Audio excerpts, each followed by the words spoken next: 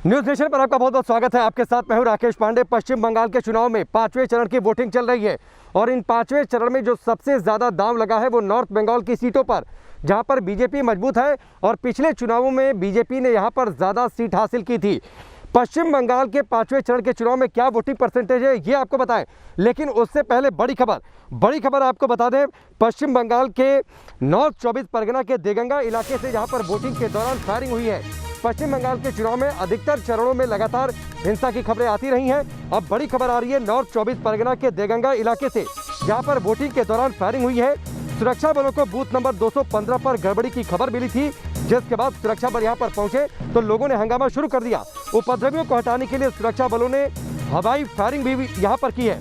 तो ये बड़ी खबर पश्चिम बंगाल के नॉर्थ 24 परगना से 5वें चरण के तहत यहां पर वोटिंग हो रही है और करीब आधे दिन से ज़्यादा का वक्त हो चुका है। सुबह 7 बजे वोटिंग की शुरुआत हुई थी, लेकिन अब जो बड़ी खबर आ रही है नॉर्थ 24 परगना के देगंगा इलाके से, जहां पर वोटिंग के दौरान फायरिंग हुई है।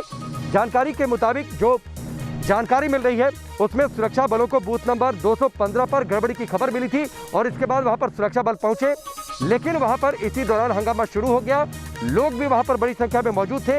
इसके बाद वहां से उपद्रवियों को हटाने के लिए सुरक्षा बलों को हवाई फायरिंग भी वहां पर करनी पड़ी है।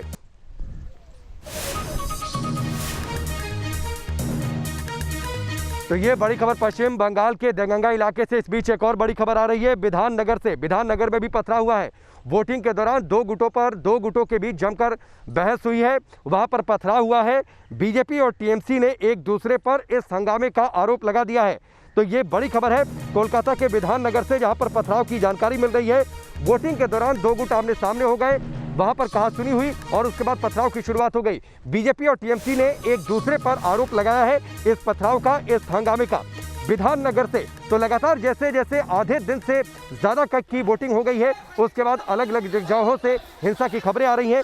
पहले हमने आपको बताया देगंगा इलाके में किस तरीके से वहाँ पर फायरिंग हुई है, और अब विधाननगर से बड़ी खबर आ रही है जहाँ पर वोटिंग के दौरान दो गुटों में पथराव हुआ है। बीजेपी और टीएमसी ने एक दूसरे पर आरोप लगाया है, इस पथराव का आरोप लगाया है कि इस पर बीजेपी और टीएमसी का हाथ है। दो तस्वीरें आपके सामने हैं। पश्चिम बंगाल के नॉर्थ 24 परगना के देगंगा इलाके में वोटिंग के दौरान फायरिंग हुई है, और दूसरी जो बड़ी खबर है वो कोलकाता के विधाननगर से है, जहां पर पथराव हुआ है। वोटिंग के दौरान दो गुटों में पथराव, बीजेपी और टीएमसी ने एक दूसरे पर आरोप लगाया है इस पथराव का।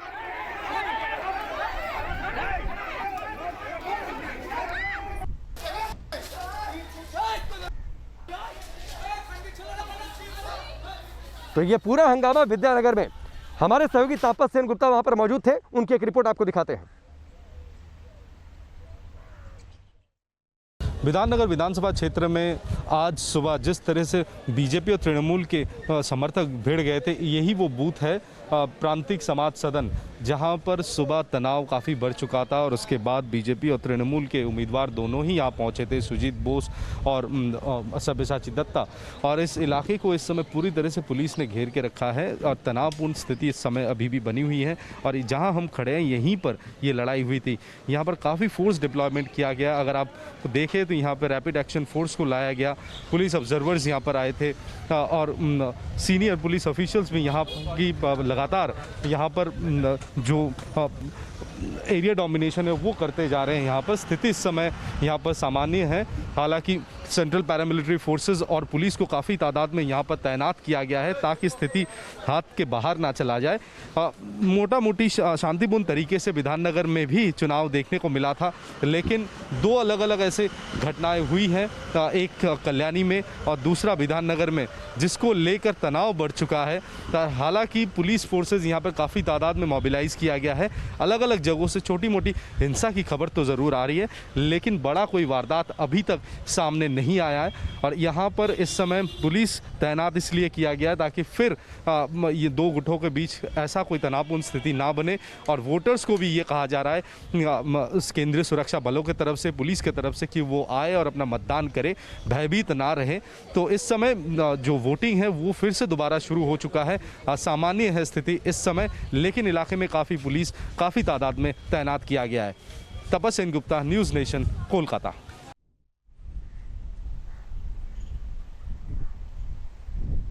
दो सहयोगी इस वक्त हमारे साथ जुड़ चुके हैं। जलपाईगुड़ी से धीरेन्द्र पुंडीर और इसके साथ ही कोलकाता के विद्यानगर से ही तापस सेन गुप्ता हमारे साथ जुड़ चुके हैं। उनका रुख करते हैं। सबसे पहले तापस, आपके पास आता हूं। आधे दिन की वोटिंग समाप्त हो गई है, उसके बाद अलग अलग जगहों से हंगामे की खबर आई। पहले देगंगा इलाके से आई जहां पर फायरिंग हुई है, और अब ये विद्यानगर से जहां पर बीजेपी और टीएमसी ने आरोप लगा दिया कि दोनों ने एक दूसरे पर पथराव किया।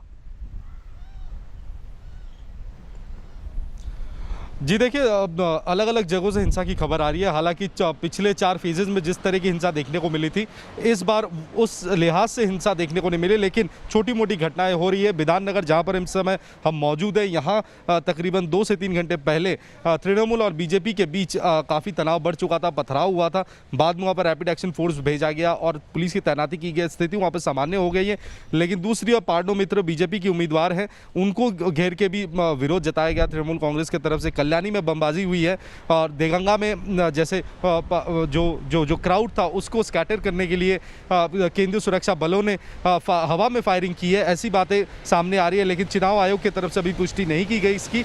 लेकिन इसके अलावा मोटा मोटी हम कह सकते हैं कि चुनाव शांतिपूर्ण तरीके से हो रहा है। जिस तरह से चौथा चरण का जो चुनाव था वो जिस तरह से हुआ था, जिस तरह से हिंसा की खबर आई थी, उस लिहाज से 5वें चरण के जो मतदान है ये अभी तक कहा जा सकता है कि ओवरऑल थोड़ा शांत ये वोटिंग चल रहा है और लोग घर से आ रहे हैं। तकरीबन 58% वोट अभी तक 1 बजे तक वोट डाला गया है और उम्मीद जताया जा रहा है कि ये 75 से 80% या उससे ज़्यादा भी जा सकता है।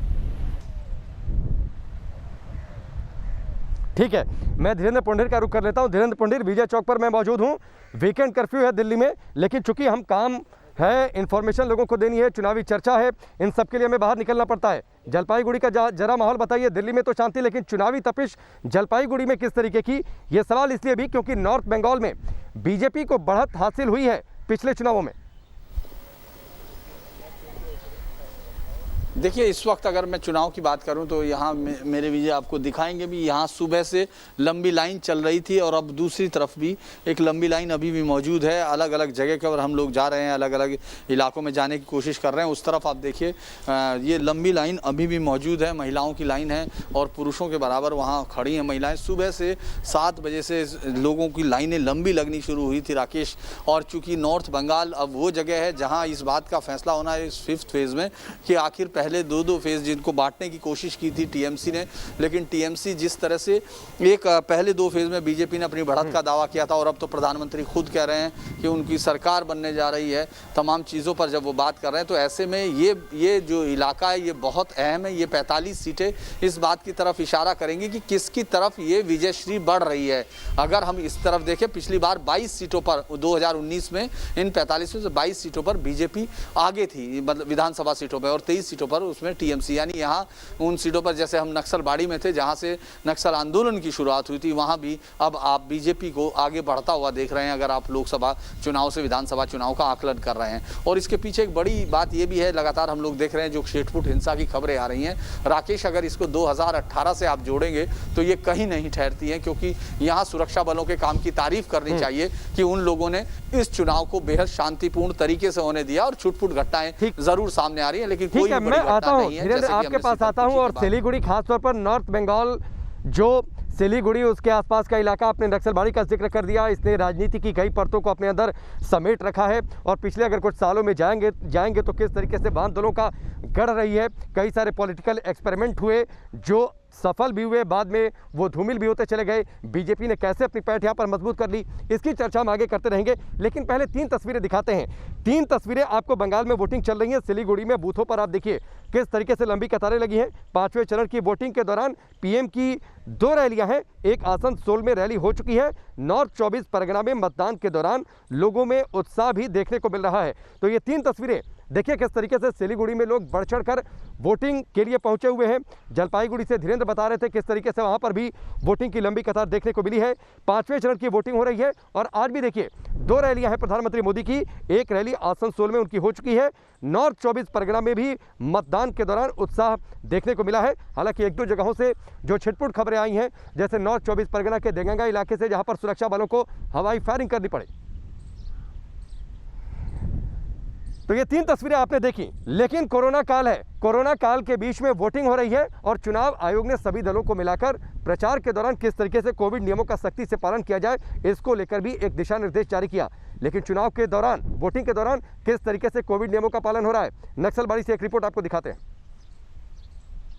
किस तरह से चुनाव आयोग कोरोना से बचाव के लिए पूरा इंतजाम किए हुए इस वक्त, जबकि पूरी तरह से पूरे देश में कोरोना की लहर है, शमशान में लाशें ही लाशें हैं, लकड़ी कम है, कब्रिस्तान में ज़मीन कम है, उस वक्त भी जब चुनाव हो रहे हैं तो ये तय किया गया कि किस तरह से ये पूरा चुनाव किया जा सके और आने वाले लोगों का ख्याल रखा जा सके। भले ही रैलियों में सोशल डिस्टेंसिंग का पालन ना हो, थर्मल स्क्रीनिंग ना हो और वो ना दिया जा रहा हो सैनिटाइज़र, लेकिन यहाँ सुबह से आने वाले हर एक आदमी को इसी तरह से सैनिटाइज किया जा रहा है और उसी के बाद जाने दिया जा रहा है। और ये सोशल डिस्टेंसिंग के लिए भी गोले बनाए गए थे, चूँकि यहाँ सुबह से लगातार वोटिंग पहले फेज़ में थी और पहले हाफ में बहुत तेज़ी से वोटिंग होती है और फिर वो शाम को आपको थोड़ा दिखता है कि ये वियर मास्क किया गया कि मास्क आपको पहनना है, उसके बाद कीप सेफ डिस्टेंस, यानी 2 मीटर का डिस्टेंस बनाए रखना है।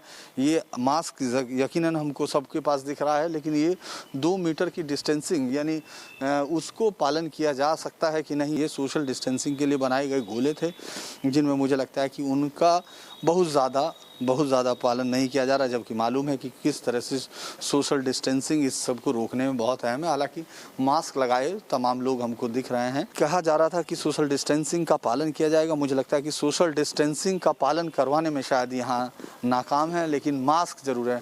कुछ ने मास्क नहीं पहना है, उन्होंने मास्क ले लिया है। देखिए इनके पास मास्क है, लेकिन वो पहनने से अभी थोड़ा सा उनको लगता है कि कोई गुरेज है। ये देखिए, ये जो ग्लव्स है वो सब दिए गए हैं, सब लोगों के पास ग्लव्स है, ये एक अच्छी बात है। हालांकि सोशल डिस्टेंसिंग का जिस तरह से पालन होना चाहिए था वो थोड़ा कम है, लेकिन कोरोना का खतरा बड़ा है इस समय, पूरे देश में उसको फील किया जा रहा है। रैलियों में भले ही आप उस सोशल डिस्टेंसिंग का पालन ना कर सकें, लेकिन ऐसी जगह पर मुझे लगता है कि आपको पालन कर सकते हैं, वो यहाँ है। बाकी सैनिटाइजिंग हुआ है, सब लोगों को सैनिटाइज बाकायदा बाहर किया जा रहा है और ये ग्लव्स भी है, ग्लव्स यानी लगातार दिया गया और टेम्परेचर चेक किया गया। इस मॉडल बूथ पर हम लोग देख रहे हैं कि इस चीज़ का नियमों का पालन किया जा रहा है। एक चीज़ जो आगे तो ज़रूर आपको फॉलो होती दिखती है वो सोशल डिस्टेंसिंग, जब आप अंदर जाना चाहते हैं, लेकिन उससे पीछे शायद जल्दी में वोट डालने की कोशिश होगी। ये अच्छी बात है कि अभी बंगाल से कोरोना का इस तरह का रूप देखने को नहीं मिल रहा। हम उम्मीद भी करते हैं कि कोरोना यहाँ इस तरह नहीं आए, लेकिन लोगों को भी मुझे लगता है कि ये ध्यान रखना होगा कि आखिर सोशल डिस्टेंसिंग भी इसका एक की फैक्टर है। सिर्फ उनके लिए नहीं, वो एक सरकार चुन रहे हैं, लेकिन वो अपने काम के लिए, अपने लिए सरकार चुन रहे हैं, लिहाजा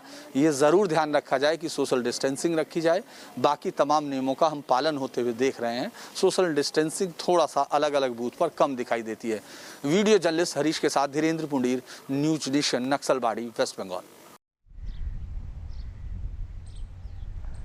तो ये आपने नक्सलबाड़ी से रिपोर्ट देखी है धीरेन्द्र पुंडीर की, जो कि फिलहाल जलपाईगुड़ी में मौजूद है। आसपास के ये सारे इलाके हैं धीरेन्द्र, और हर सीट की अगर बातचीत कर लें, हम सिलीगुड़ी की बातचीत कर लें, आप नक्सलबाड़ी पहुंच जाइए, आप जलपाईगुड़ी चले जाइए, हर सीट की अपनी एक कहानी है। लेकिन नक्सलबाड़ी की थोड़ी सी मैं चर्चा ज़रूर करना चाहूँगा, चूँकि आप वहाँ पर गए, क्या आपने महसूस किया? कांग्रेस सीपीएम के वहाँ पर सिटिंग विधायक वो उम्मीदवार है शंकर मालाकार, टीएमसी के राजेंद्र सुंदास हैं। दिलचस्प ये है कि दोनों अपना मुकाबला भाजपा से मानते हैं। देखिए, सिर्फ उन 2 उम्मीदवारों की बात ना करूं, मैं उस रैली की भी बात कर दूं जहां यार राहुल गांधी जब पहली बार आए, यानी 4 फेज़ गुजर जाने के बाद जब उन्होंने 5वें फेज़ में यहां नक्सलबाड़ी माटागरी जो सीट है इस पर अपना चुनाव प्रचार किया, उस मैदान में सरोजनी ग्राउंड में, वो लगभग 35 मिनट तक बोले। 35 मिनट में से 28 मिनट वो लगातार प्रधानमंत्री मोदी पर या बीजेपी पर हमलावर रहे। वो उन्होंने कुछ ही समय लिया टीएमसी के खिलाफ और इधर टीएमसी भी लगातार उन्हीं पर लगातार हमलावर होते दिखी। तो ये समझना मुश्किल हो रहा था, चाहे राहुल गांधी की रैली में हो या फिर टीएमसी की रैली में, कि आखिर इस राज्य में सत्ता कौन संभाल रहा है। ये बिखरे हुए तीर जो गिर रहे थे, इन सब से ये पहचानना मुश्किल था कि दोनों अपनी चुनौती यहाँ बीजेपी से मान रहे हैं। और ये एक बड़ी विलक्षण बात है, क्योंकि 2019 से पहले यहाँ बीजेपी का कोई इस तरह की ताकत नहीं थी। 2016 में तो आपको यहाँ नाम भी नहीं सुन रहा था और कोई ये उम्मीद भी नहीं कर रहे थे, लेकिन 2019 के लोकसभा चुनाव का अगर मैं आपको थोड़ा सा रोक रहा हूँ, तो लगभग मैं आपको थोड़ा सा रोक रहा हूँ। क्या आपने उस इलाके में नक्सलबाड़ी में आज वोटिंग हो रही है, क्या आपने बदलाव महसूस किया? आप नक्सलबाड़ी में चले जाइए, लेनिन, स्टालिन, माओ, लीन प्याओ, चारू मजूमदार, सरोज दत्ता, महादेव मुखर्जी की प्रतिमाएं आपको एक साथ एक कतार में दिख जाएंगी।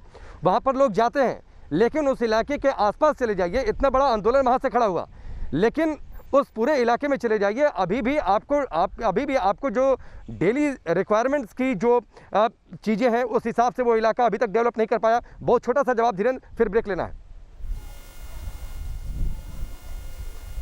देखिए, बिल्कुल आपकी बात सही है राकेश कि यहाँ जिस तरह का डेवलपमेंट होना चाहिए था, क्योंकि जिस बदलाव की बात सत्ता बंदूक की नली से निकलती है, इस आधार पर जहाँ शुरू हुआ वो आंदोलन था, कम से कम वहाँ उस आंदोलन को मॉडल बना देना चाहिए था। मुझे ये बड़े दुख के साथ कहना पड़ता है कि उस हिस्से में उस तरह की कोई भी सुविधाएं आपको नहीं दिखती हैं, लेकिन अब बदलाव ज़रूर महसूस होता है जब आप सड़कों पर हैं, जब आप चीज़ों को बदलते देखते हैं।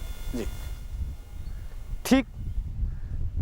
ठीक है, अब बदलाव ज़रूर महसूस होता है और शायद उस बदलाव को लेकर भारतीय जनता पार्टी जा रही है, लोगों के बीच जा रही है। इसलिए अगर हर पार्टियां, टीएमसी हो या फिर सीपीएम या फिर जो कांग्रेस का गठजोड़ है, वो अगर भाजपा को अपना प्रतिद्वंदी मानते हैं तो उसके पीछे शायद ये एक वजह है। आप दोनों हमारे साथ बने रहिए, जल्द वापस लौटते एक ब्रेक के बाद।